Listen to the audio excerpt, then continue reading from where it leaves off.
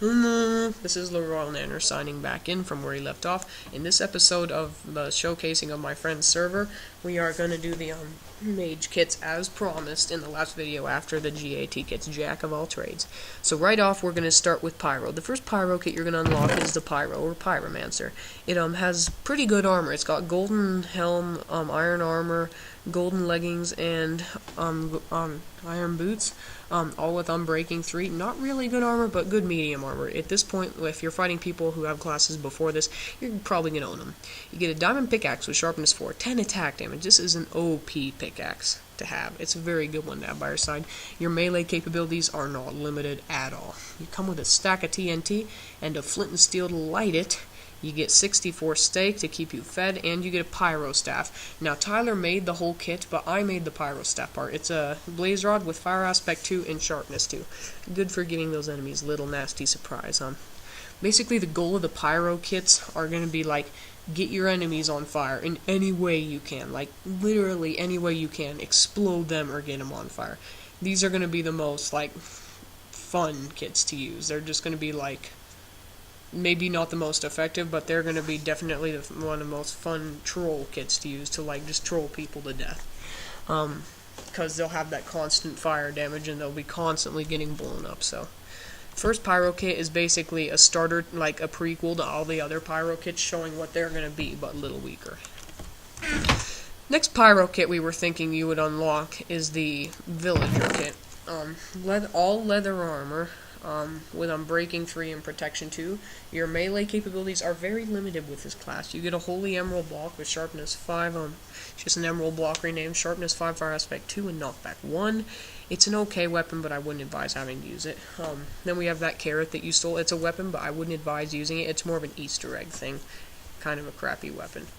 Then you get a flint and steel. Now this is very useful. It's called dual purpose, and I'll tell you why.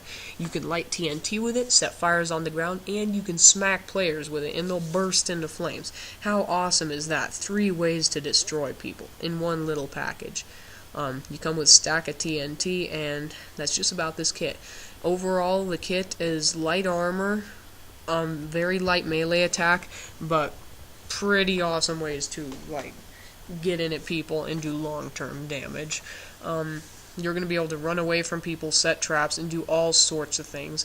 The goal of this kit is to never have to fight directly, but to, like, still annihilate people. Now, the next kit, this is going to be a pyro kit that's actually centered more towards melee combat and, like, getting in the action than it is, like, making people, like, annoyed. Let's get Balrog right off the bat. You can see it has no TNT, so that's, like, a gone thing.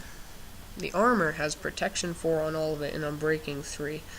For some reason, I accidentally gave the legging sharpness. I have no idea why. So it has extremely good armor potential. It comes with a Fire Whip, Fire Aspect 2, and Knockback 2. Great for, like, smacking enemies around. And the weapon, at this point in the kits, is the best weapon you'll unlock. It is a golden sword that has Fire Aspect 1 and Sharpness 5, 10.25 attack damage, plus the Fire Aspect damage adding up now. This sword is going to be something you're going to rarely use, because as you can see, it's a gold sword with no unbreaking, so you're going to lose it pretty fast. The main melee weapon is the Fire Whip, not because it's better, but because it won't break. The sword is actually way better. Now, the Flint and Steel is Balrog's Breath. It's an upgraded version of the Villager's dual purpose. It's got Fire Aspect 2, so you can smack people with it, light them on fire. You can set the terrain on fire, light TNT that has already been placed by other people. But it has Sharpness 5, so it's good at fighting people in melee. Like, it doubles as sort of a sword if it breaks. And then you get a Potion of Fire Resistance for life, and it's 8. Now, this is a real huge part of the kit. This kit is a pyro kit meant to counter pyro kits.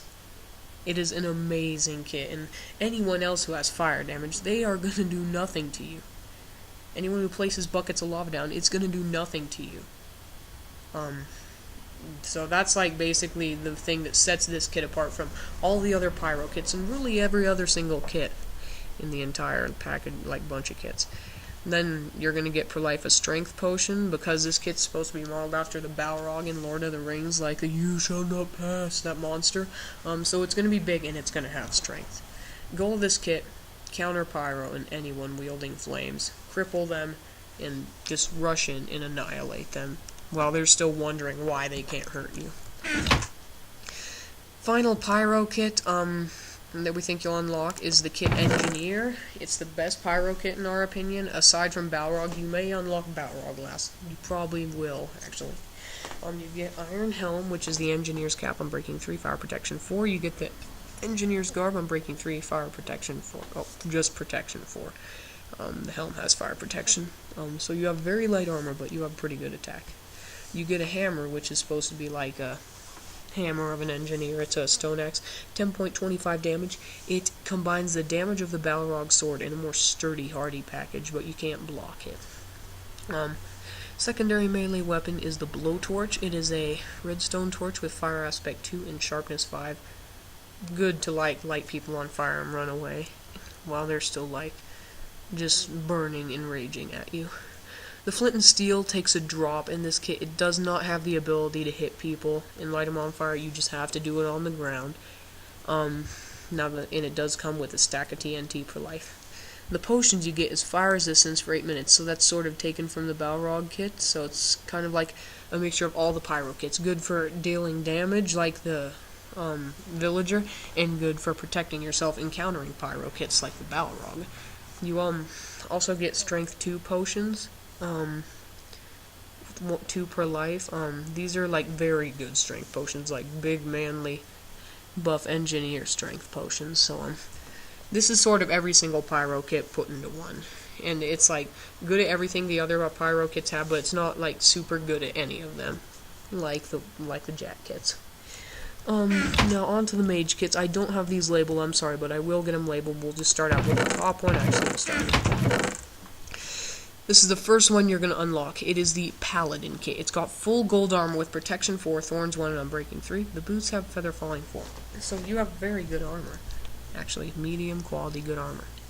Per life, you get a stack of ender pearls. Now, this kit, you're going to notice, has very bad melee capabilities, so you're going to need those to escape combat and summon some of your little minions. Okay, speaking of minions, per life, you get a stack of spawn spider eggs and a stack of spawn skeleton eggs. That is very useful. Very useful. You can run away from combat, summon those guys, and let them attack people and beat them up. I mean, you don't even have to, if you use this kit right, you won't even have to ever punch anybody or swing a sword at anybody. Now you're about to see why this kit, needed the ender pearls. It has very bad melee attack. It has a ceremonial sword. I think I spelled that wrong. Whatever. It's an iron sword with unbreaking 3. That means it does 6 attack damage. That is wow, very bad.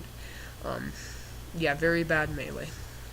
And per life, you're going to get a splash potion of instant healing for those times whenever you're beaten down real bad and you need to ender pearl out, heal yourself, and spawn some minions.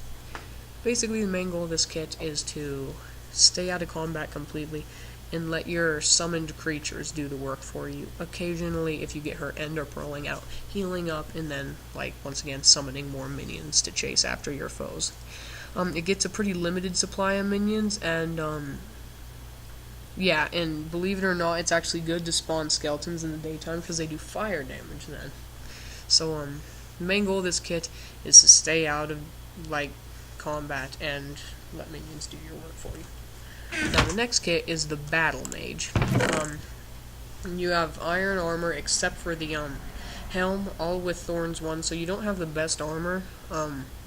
Battle Mage armor, Battle Mage leggings, and Battle Mage boots. One of the plus sides of this kit is you get 3 kinds of summon eggs. You get a stack of spawn cave spiders, a stack of spawn creepers, and a whole stack of silverfish. Now, the cave spiders and the silverfish are going to be good for, getting below your enemies and annoying the heck out of them.